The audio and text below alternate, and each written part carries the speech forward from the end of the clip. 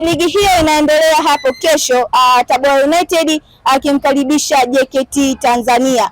Madina, ukiangalia katika msimamo wa ligi, Tabora United na JKT Tanzania hawapishani kwa point, hawapishani katika namba za msimamo wa ligi kuu. Na ukimwangalia hapa Tabora United yuko nafasi ya 5 na JKT nafasi ya 6. Na lakini ukiangalia katika msimamo wa ligi kuu wamefuatana kwa nafasi, lakini Tanzania Prison akiwa na pointi 37 na JKT ana pointi 27.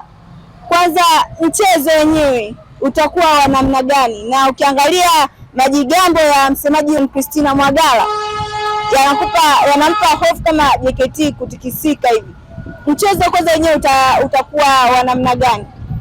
Mchezo utakuwa mgumu kutokana na aina ya uchezaji wa JKT Tanzania. Miongoni mwa vilabu ambavyo vimesheheni uwezo mkubwa sana wa kuzuia. Tanzania kuwazungumzia kikosi cha JKT Tanzania, yes, ni miongoni mwa vilabu ambavyo vilikuwa havijawahi fungwa katika uwanja wa Meja Jenerali Samuyo katika msimu huu.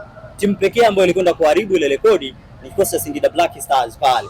Lakini kabla ya hapo walikuwa na uwezo wa kumaintain kile ambacho wapo nacho. Wana uwezo mkubwa sana wa kulinda, lakini utofauti ambao wapo nao JKT Tanzania hawana ile game momentum, lakini pia ya kuweza kufunga mabao hasa katika michezo yao ambao wanaicheza. Wana uwezo mkubwa wa kuzuia kwa sababu kuna defenders bora. Wana defenders kama kina Magulu, wana defenders kama wakina Magulu, ndio captain akatanga, lakini pia wana goalkeeper ambaye ana uwezo mkubwa. Tunamzungumzia Yakub Suleiman, goalkeeper namba 1 wa kikosi cha timu ya taifa ya Zanzibar, ambaye alifanya vizuri katika michuano ile ya Mapinduzi iliyofanyika pale Zanzibar, na Zanzibar kaibuka mabingwa. Ule ubingwa ambao aliopata ulikuwa ni mchango mkubwa kupitia yeye. Lakini pia kwenye ligi kuu soka Tanzania bara tunafahamu ubora wa Yakub Suleiman ambao umeonyesha kwenye ligi msimu huu, lakini pia ubora wa kocha aliyekuwa nao JKT Tanzania Ahmed Ali ni miongoni mwa kocha 3 bora wa kizawa Tanzania wanaofanya vizuri sasa hizi. Lakini pia ukiachana na hivyo wanakutana na kikosi ambacho Tabora United,